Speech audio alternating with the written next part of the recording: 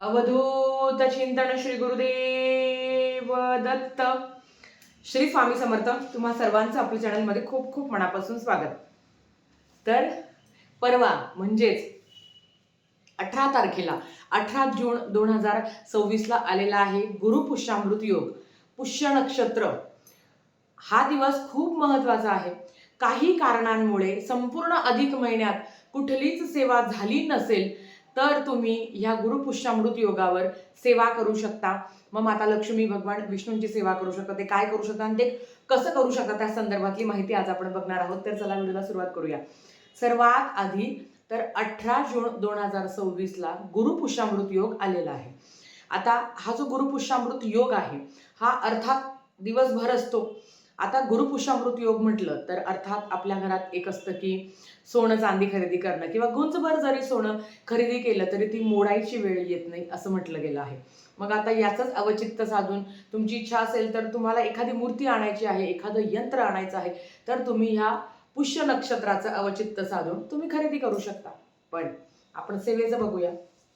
आता सोनं चांदी किंवा एखादी मूर्ती प्रत्येकाकडे सगळंच आहे कोणी, आणि प्रत्येक जण सगळ्या गोष्टी घेऊ शकत नाही.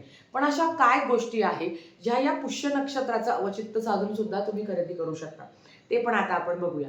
सगळ्यात आधी तर ताई आमच्याकडनं विष्णू याग राहिला ग. तर आता हा जो पुष्य नक्षत्र आहे ना हा सूर्योदयापासून ते सकाळी 11:33 असणार आहे. जो मेन पुष्य नक्षत्र आहे तर हा सूर्योदयापासून ते 11:33 असणार आहे.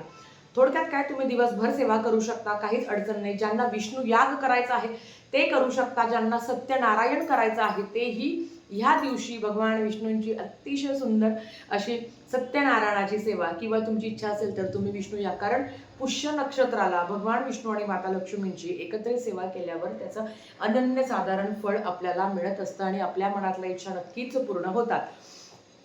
आता जसं मी तुम्हाला सांगितलं की तुम्ही विष्णू याग करू शकता किंवा तुम्ही सत्यनारायण करू शकता.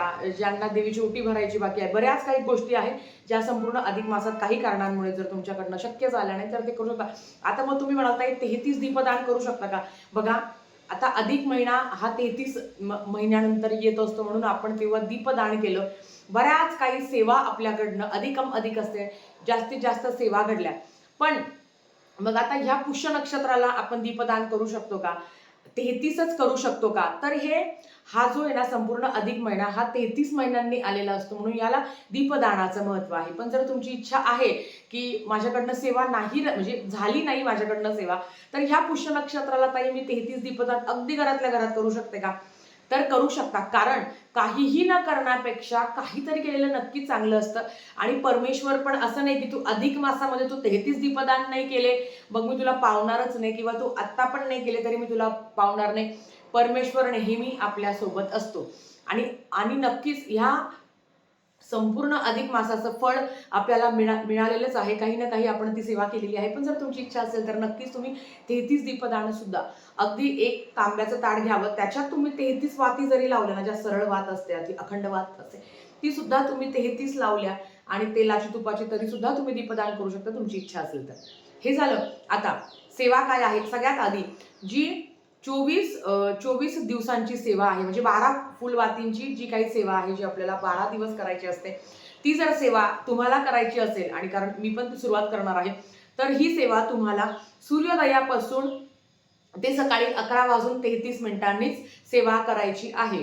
कुठली सेवा? तर ही फुलवातींची सेवा आहे. अतिशय सुंदर ही सेवा आहे. ही सेवा मात्र तुम्ही करायला चुकवू नका. लक्ष्मी प्राप्तीची सेवा आहे, अखंड लक्ष्मी प्राप्तीची सेवा आहे. खूप सुंदर सेवा आहे. आता ती काय आहे ना ते तुम्हाला सांगते. हे काय असतं ना, आपल्याला सगळ्यांना माहिती आहे ती, पण तरी पण जे नवीन लोक आहेत त्यांना सांगते. 12 फुलवातींची ही सेवा आहे.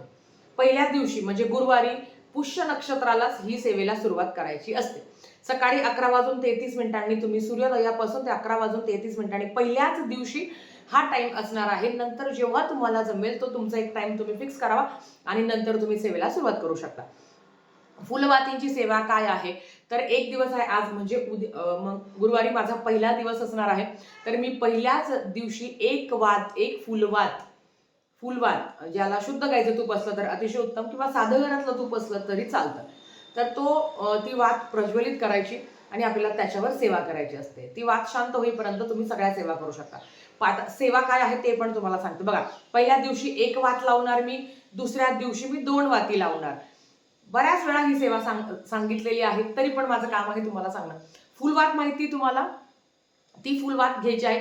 पहिल्या दिवशी मोठी तुम्ही तुम्ही चांदीची घ्या, तुम्ही स्टीलची निरंजन घ्या, चांदीची घ्या, तुम्ही अगदी एखादी पंती जरी घेतली तरी हरकत नाही.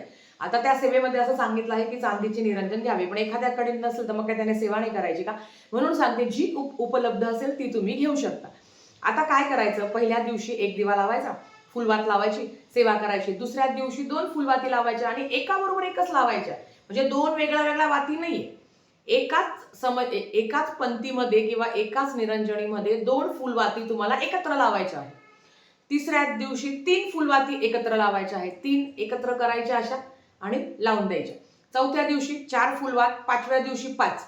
असं काय होतं, लगातार चढता क्रम. पहिल्या दिवशी 1, दुसऱ्या दिवशी 2, तिसऱ्या दिवशी 3, चौथ्या दिवशी 4, 5व्या दिवशी 5, 6व्या दिवशी 6, 7व्या दिवशी 7, 8व्या दिवशी 8, 9व्या दिवशी 9, 10व्या दिवशी 10, 11व्या दिवशी 11वी वात, 12व्या दिवशी 12 वात. 12 वात सगळ्या एकत्र करायच्या, तुपात छानपैकी भिजवायच्या, त्या देवाजवळ लावून द्यायच्या, एकत्रित वाती लावायच्या.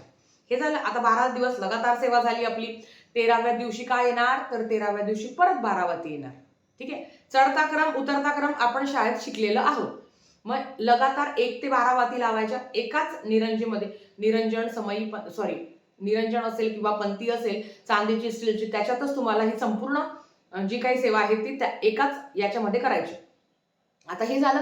मग आता 12व्या दिवशी 12वी वात, 13व्या दिवस परत 12वी वात, 14व्या दिवशी 11वी वात, मग 15व्या दिवशी 10वी वात, 16व्या दिवशी 9वी वात. थोडक्यात काय, चढता क्रम आणि उतरता क्रम करून वाती लावायचे आहे. परत एकदा सांगते, पहिल्या 12 दिवस 12 वाती लावणार, 13व्या दिवशी 13वी वात येणार, 14व्या दिवशी उतरता क्रम. मग 12 नंतर काय येतं, 12च्या आधी काय येतं, 11. मग आता 12व्या दिवशी 12 वात लावल्यावर 13व्या दिवशी परत आपल्याला 12 वाती लावायच्या आहे आणि 14व्या दिवशी आपल्याला 11 वाती लावायच्या. मग 11, 10, 9, 8, 7, 6, 5, 4, 3, 2, 1 अशी तुम्हाला सेवा चढता क्रम आणि उतरता क्रम वाती लावायच्या आहे. वाती लावून काही होत नाही, सेवा पण करायची आहे. आता तुम्हाला सेवेचं सांगते. वातीचं समजलं असेल, काही अडचण असल्यास विचारा, उत्तर देण्याचा प्रयत्न करेल. पण सगळ्या वेगळे दिवे लावायचे नाही. एकाच वातीमध्ये फुलवात घेतो ना आपण, 2, 3, 4, 5, 6, 7, 8, 9, 10, 11, 12 त्याच्यातच करायची. सगळ्या एकत्र करून छानपैकी दिवा लावायचा, देवासमोर तो शांत होईपर्यंत सेवा करायची. सेवा महत्वाची आहे, सेवाच महत्वाची आहे. फक्त वाती लावून देवाच्या देवा तू कोण आणि मी कोण असं चालत नाही. सेवा काय करायची ते तुम्हाला सांगते. तर सगळ्यात आधी सेवेमध्ये येतं व्यंकटेश स्तोत्रम 1 वेळा म्हणावं, 1 वेळा श्रीसुक्त, 24 वेळा तुम्हाला विष्णू गायत्री मंत्र म्हणायचा आहे. 16 वेळा म्हटला तरी चालेल, 24 वेळा म्हटला तरी चालेल. थोडक्यात काय, जेवढी जास्त सेवा कराल तेवढा चांगलाच तुम्हाला अनुभव येईल. 1 वेळा व्यंकटेश स्तोत्रम, 1 वेळा तुम्हाला श्रीसुक्त म्हणायचं आहे फलश्रुती सहित. नंतर 16 वेळा किंवा 24 वेळा विष्णू गायत्री मंत्र. ओम नारायणाय विद्महे वासुदेवाय धीमहि तन्नो विष्णू प्रचोदयात. 16 वेळा किंवा 24 वेळा लक्ष्मी गायत्री मंत्र. ओम महालक्ष्मीच्या विद्महे विष्णू पत्नीच्या धीमहि तन्नो लक्ष्मी प्रचोदयात. 16 वेळा कुबेर मंत्र. ओम वैश्रवर्णाय स्वाहा, ओम श्रीम ओम ह्रीम श्रीम ह्रीम क्लीम श्रीम श्री विद्येश्वराय नमः. हा कुबेर मंत्र. हा 24 वेळा म्हणा किंवा 16 वेळा म्हणा, तुमची इच्छा. त्याच्याबरोबर नवार्णव मंत्र ओम ऐं ह्रीं क्लीम चामुंडाय विचे, या मंत्राची पण तुम्हाला 16 वेळा किंवा 24 वेळा. तुम्हाला मला माहिती ना की मी 24 वेळा म्हणू शकते किंवा मला माहिती मी 16 वेळा म्हणू शकते, त्या पद्धतीने तुम्ही करू शकता. आणि 1 माळ म्हणजे 108 वेळा श्री स्वामी समर्थ या मंत्राची तुम्हाला म्हणायची आहे. ही सगळी सेवा एकाच बैठकीत करायची. पहिल्या दिवशी एकच वात असल्यामुळे तूप भरपूर टाकायचं की जेणेकरून संपूर्ण सेवा होईल आणि नंतर दिवा शांत झाला तरी चालेल. नंतर वाती वाढत जाता, वाती वाढला की मग आपला म्हणजे आपण जेव्हा वाती लावतो वातीमध्ये तूप आणि तुपातच त्या वाती भिजून ठेवायच्या, म्हणजे आपल्याला ताण राहत नाही, फक्त लावायचं. वरतून थोडंसं तूप लावलं तरी चालतं, टाकलं तरी चालतं. पहिल्या दिवशी संकल्प करावा, महाराजांना तुमच्या ज्या काही आर्थिक अडचणी आहे त्या कमी होण्यासाठी मी ही सेवा करत आहे असा संकल्प करावा आणि सेवेला तुम्ही सुरुवात करू शकता. आता नियम अटी, हे सगळं होईपर्यंत मांसाहार करू नये, ब्रह्मचर्याचं पालन नाही केलं तरी हरकत नाही. त्याच्याबरोबर येतं ते की ताई मासिक धर्म आल्यावर काय करायचं. आधीच सांगते, आता समजा मी सेवेला सुरुवात केली, माझे 4 दिवस लगातार 1 2 3 4 वाती लावून झाल्या. पहिल्या दिवशी 1 वात, दुसऱ्या दिवशी 2 वात, तिसऱ्या दिवशी 3 वाती, अशा माझ्या 4 दिवस लगातार सेवा झाल्या. नंतर मला मासिक धर्म आला. त्या मासिक धर्माचे मी 5 दिवस स्किप करणार. 6व्या दिवशी मी सेवेला सुरुवात करणार. पण नव्याने करायची का? नाही. जे 4 दिवस माझी सेवा झाली होती, नंतर कुठली मग मी 5 वाती लावेल. कारण 4 दिवस माझी सेवा झाली, नंतर मला मासिक धर्म आला. त्या मासिक धर्माचे मी 5 दिवस थांबून घेईल आणि नंतर मग मी काय करेल, नंतर मग मी म्हणजे माझी जी काही सेवा आहे 4 दिवसात झाली, मग मी 5वा दिवस कंटिन्यू करेल. थोडक्यात काय, सेवा ती कंटिन्यू करायची आहे. समजलं? ताई, ती सेवा करत असताना आहे ना, निर्माल्य उडतं. जे कापूस जळलेला खालचा निर्माल्य उडतो, ते सगळं निर्माल्य एकत्र करायचं. संपूर्ण सेवा होईपर्यंत निर्माल्य हलवायचं नाही. म्हणजे ते त्याचं विसर्जन करायचं नाही.